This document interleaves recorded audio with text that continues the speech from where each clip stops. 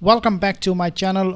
Chief Roy, he confronts Jack Smith, about the subpoenaing of his phone toll records and those of other members of Congress, including Scott Perry, without their knowledge. Take a listen at this video. But before I play it, remember to like this video, share this video, and also subscribe to my channel. Thank you I very recognize much. the gentleman from Texas.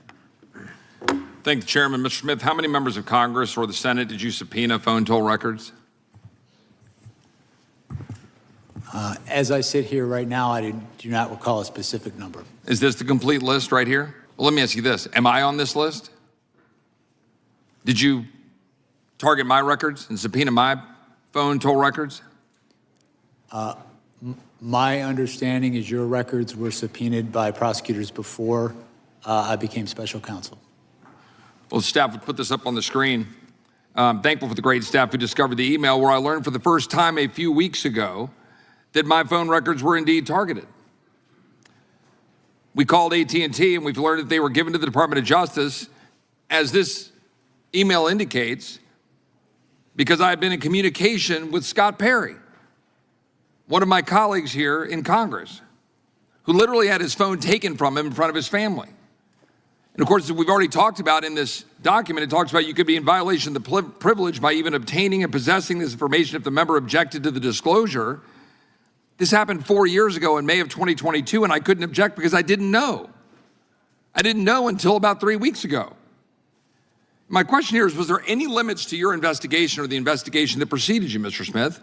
Because as egregious as a violation of separation of powers this is, as an egregious and abuse of power it is, it's far more concerning you are clearly targeting American citizens for merely being conservative or supporting the president. We've got memos that we've already been talking about in this hearing from April 2022 that preceded you that establish and open the investigations, one of which has Attorney General Merrick Garland's signature on it. And the focus was the electors. Now that was 6 months before you were appointed. You testified earlier, you met and interviewed Merrick Garland and Deputy AG Lisa Monaco. And you briefed the AG and deputy multiple times. Did you brief them on the electors and the prosecution of their supposed crimes? Did I? I'm sorry. Sir. Did you brief them on the electors and their supposed crimes?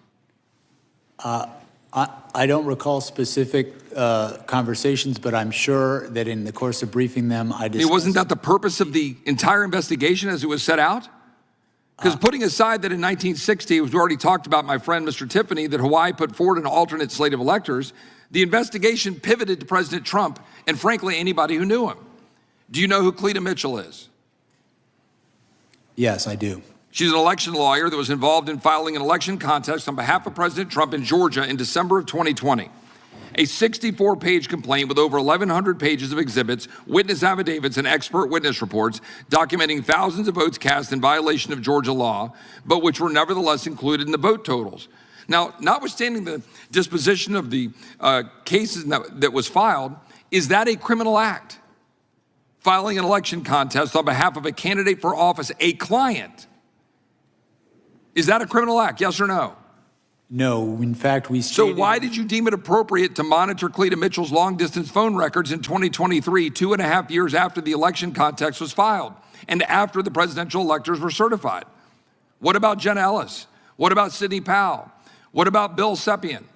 What crime did you suspect had been committed by them that would warrant monitoring their phone records 2.5 years after the 2020 election was certified?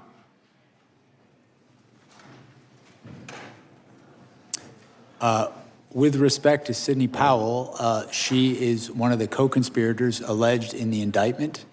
I don't know what you mean by monitoring, sir, if you're talking. Well, there were some 400 plus Republican conservative groups and leaders who were targeted by your investigation. Their financial records were obtained, records of the RNC, the Trump campaign, Cleta Mitchell, the Conservative Partnership Institute, the America First Policy Institute, NRCC, NRSC, PACs, conservative groups, people all across the country, citizens, because we hear a lot about members of Congress.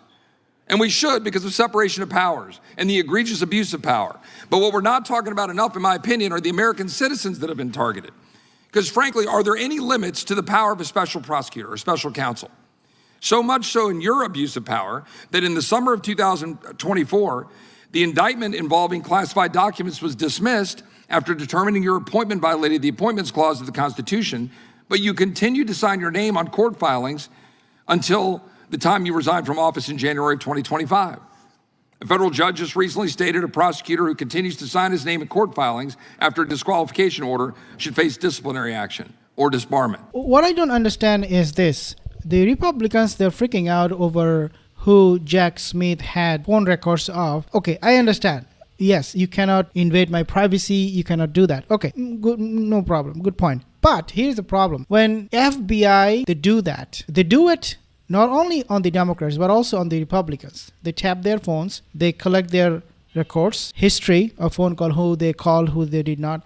So I see that this corruption or this invasion of privacy is happening from everywhere. It's not just the special counselor or the member of Jack Smith team, but also it's coming from FBI, CIA, and all of this institution. They are doing it. So this is rampant. Invading of your privacy is rampant in the states. It has to stop. If it has to stop with Jack Smith, it has to stop with FBI and CIA too. But we don't really hear that much of a noise when it comes to FBI, because you know why? These Republicans, they don't talk much about it. FBI is right now under control of the Republican Party, i.e. Donald Trump. So again, something not really leveling the playground at all.